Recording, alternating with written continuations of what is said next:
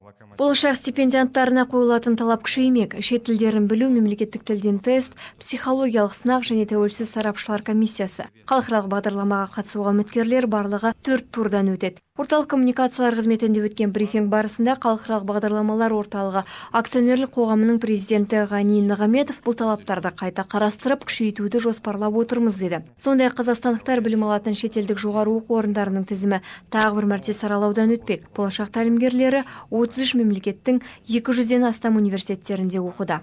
Ұсынылған біздің мамандықтар бойынша, сол мамандықтар бойынша осы бізге елімізге мемлекеттік бағдарламаға керек мамандықтарын тек қалдыру және сол бойынша оларды оқыту. 2015 жылдан бастап академиялық мобильділік, академиялық алмасу, студенттердің алмасу бағдарламасы біздің мемлекеттік білім және ғылым бағдарламасында көзделген.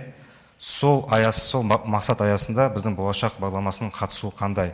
Сондай мәселелерге жауап іздейміз. 20 жыл ішінде болашақ бағдарламасы бойынша 10 мыңнан астам стипендия бөлініпті. Қазіргі таңда 6015 студент елге оралып, сан түрлі салада қызмет етуде. Алайда бағдарламаны тиімді пайдалана алмағандар да жоқ емес. Шетел университеттерінде тиісті оқу үлгерімін көрсетіп көзге түсе алмаған болашақтықтар мемлекетке 323 миллион теңге қарыз.